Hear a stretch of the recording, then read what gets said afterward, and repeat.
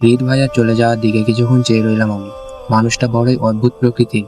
এরপর সারা রুম হেঁটে ছবিগুলো দেখছিলাম, কত সুন্দর করে ফ্রেম করে সাজানো। বিয়ের আগে তো আমাদের দেখাই হয়নি, তবে এত ছবি কোথা থেকে সংগ্রহ করেছে সে। এরপর বেলকনিতে গেলাম, সেখানে একপাশে একটা গোলাপ গাছ আছে, কয়েকটা ফুল ফুটেও আছে, বাকিগুলো এখনো কলি। আমি হাত বাড়িয়ে ছুঁতে যাব, তখনই মনে হলো হৃদ ভাই তো বলে গেছে তার ব্যক্তিগত জিনিসে হাত না লাগাতে। এইসব ভাবতেই বাড়িয়ে নেওয়া হাতটা আবার গুটিয়ে নিলাম। ফোনের শব্দ কানে আসতেই হাতে থাকা ফোনটার দিকে তাকিয়ে দেখি আননোন নাম্বার থেকে কল। আপু কয়েকদিন আগে নতুন সিম কিনেছিল, হয়তো আপুই ফোন দিল। আমি ফোন রিসিভ করে কানে তুলতেই ওপাশ থেকে একটা ছেলের কণ্ঠ ভেসে আসে। এই, তোর এত সাহস হলো কি করে অন্য কাউকে বিয়ে করার? কি বলেছিলাম তোকে আমি? তোকে আর তোর জামাই দুজনকেই মেরে দেবো আমি। তোর বিয়ের স্বাদ আমি মিটাবো। আমি ফোনটা কানের কাছ থেকে দূরে সরিয়ে নিলাম। এরপর কানের কাছে নিতেই লোকটা আবার কিছু বলতে শুরু করলো। এতদিন আমার ভালো রূপ দেখেছিস, এবার দেখবি আমার আসল রূপটা। কলেজ খুললে আবার ফিরবি না বাড়িতে? ফিরবি তো? ক্লাস করতেও তো যাবি। তখন রাস্তা থেকে তুলে নিয়ে যাবো তোকে, তখন দেখবো তোর কোন বাপ এসে তোকে বাঁচায়। ঘৃণায় ফোনটা কেটে দিলাম আমি। খুব কান্না পাচ্ছে আমার সাথে কেন এমন হয়? ওই লোকটা কেন এমন ভাবে আমার পেছনে পড়েছে? বাড়িতে থাকতেও ঠিকভাবে কলেজে যেতে পারতাম না ওই লোকটার ভয়ে। আর এখন বিয়ে করে এখানে এসেও তো শান্তি নেই। বাবা সবসময় বলতো আমাকে অনেক পড়াবে, আমি যতদূর চাই ততদূর আমার হাত ধরে একসাথে নিয়ে যাবে, উচ্চশিক্ষায় শিক্ষিত করবে আমাকে। আমাকে নিয়ে নাকি তার অনেক স্বপ্ন। আমরা দুই বোন ছিলাম বাবার চোখের মণি। আমাদের কোনো ভাই নেই দেখে বাবার সব স্বপ্ন আমাদের ঘিরে। অপু লেখাপড়ায় তেমন একটা ভালো ছিল না, তাই ইন্টার পাস করে আর পড়েনি। এরপর আপুকে বিয়ে দিয়ে দেয়।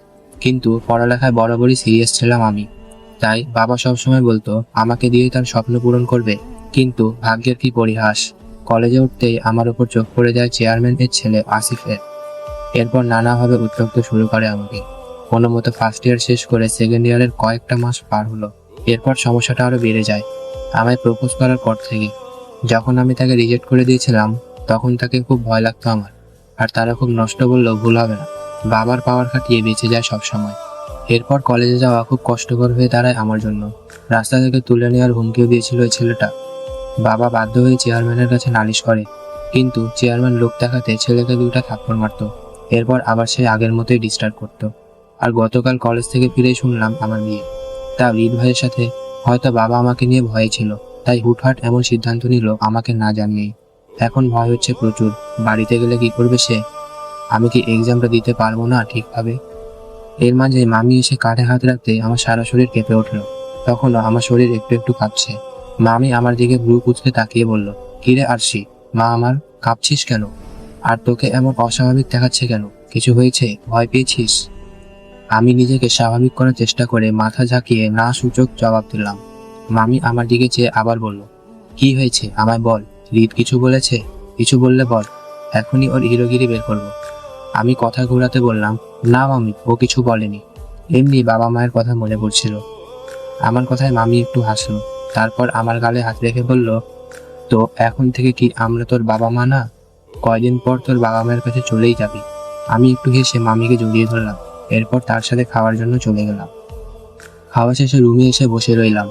মাথায় নানান চিন্তা ঘুরপাক খাচ্ছে। বিষয়টা কি হৃদ ভাইয়ার সাথে শেয়ার করব, নাকি এখন এসব কথা বলা ঠিক হবে না? এমনিতেও সে আমার সাথে প্রয়োজন ছাড়া তেমন কথা বলে না। এখন এসব বললে হয়তো আমাকেই খারাপ ভাবতে পারে, না বলাই ঠিক হবে। কিছুক্ষণ পর রুমে আসলো হৃদ ভাই, ট্রাউজার ও পাতলা টি শার্ট পরা। তাকে দেখে আমার এক ডোজ ক্রাশ খেতে ইচ্ছা করছে, কিন্তু ভাবো না, আমি এখন ওই মুডে নেই। চুপচাপ বসে আছি, তার দিকে তাকাচ্ছি না পর্যন্ত। আমাকেও সে প্রচুর ভাবের ওপর থাকতে হবে।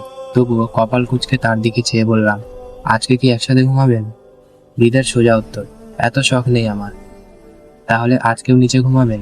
জি না, আমার রুমে অনেক বড় সোফা আছে। আর আমি অন্যদের মতো নিজের বাপের বাড়ির পাওয়ার খাটিয়ে জামাইকে বা বউকে ফ্লোরে ফেলে রাখবো না। ওনার কথায় রাগ হলো আমার। অন্য কেউ বলতে আমাকে বুঝালো সে। আমি জানতাম নির্ঘাত এই বেটা আমায় ওই বিষয়টা নিয়ে খোঁচা দিবে। কেন যে নতুন জামাইকে বাসর ঘরে ফ্লোরে ঘুমাতে বললাম, তাও আবার নিজের বাপের বাড়িতে। মনে মনে নিজের ওপর খুব রাগ হলো আমার। হৃদ ভাইয়ের রুমে টেবিলের ছোট বক্সগুলোতে অনেকগুলো বই তাক করে রাখা আছে। এক পাশে ডাক্তারি বই আর অন্য পাশে কিছু উপন্যাসের বই। অথচ আসার পর থেকে এইগুলোর দিকে চোখই পড়লো না আমার। হৃদ ভাইয়া ওখান থেকে একটা উপন্যাসের বই নিয়ে বেলকনিতে চলে গেল। আমি হা করে তাকিয়ে রইলাম তার দিকে। বাহ, এই অনুভূতিহীন মানুষটা আবার উপন্যাসও পড়ে। আমি ছোট থেকেই খুব গল্পপ্রেমী। রাত জেগে ফেসবুকে গল্প পড়তাম আগে। আর উপন্যাস প্রেমীরা এমন অনেক বই একসাথে দেখলে খুশিতে পাগল হওয়াটাই স্বাভাবিক। এটা তাদের মনের খোরাক। ইচ্ছা করছে বইগুলো দেখতে, কিন্তু সে তো বলল তার জিনিসে কেউ হাত দিতে পারে না, তার অনুমতি নিয়েই পড়তে হবে। আর এখন মন মেজাজও ভালো নেই, প্রচুর চিন্তা ঘুরপাক খাচ্ছে মাথায়। আপাতত নিজেকে একটু বিশ্রামই নিতে হবে। চুপচাপ বিছানায় শুয়ে আছি আমি, মাথায় খুব চিন্তা ঘুরপাক খাচ্ছে। দুপুরের আগেও বাবা মায়ের সাথে ছিলাম, আর এখন তাদের জন্য প্রচুর চিন্তা হচ্ছে। ওই বাজে লোকটা বাবার কোনো ক্ষতি করবে না তো? খুব চিন্তা হচ্ছে আমার তাদের জন্য। আবার মনে হচ্ছে লোকটা যদি ঢাকায় চলে আসে, যদি রিত ভাইয়ের কোনো ক্ষতি করে দেয়। না, এসব কি ভাবছি আমি? চিন্তা যেন আমার কিছুই ছাড়ছে না। বেলকনিতে উঁকি দিয়ে তার দিকে তাকালাম। খুব মনোযোগ দিয়ে উপন্যাস পড়ছে সে। চিন্তাগুলো একপাশে রেখে চোখ বুজে রইলাম। এই বুঝে ঘুম এসে সব চিন্তা দূর করে দিল, কিন্তু ঘুমও আসছে না আজ। কিছুক্ষণ পর বারান্দা থেকে রুমে আসে রিত ভাই। আমি ঘুমানোর ভান করে চোখ বুজে আছি।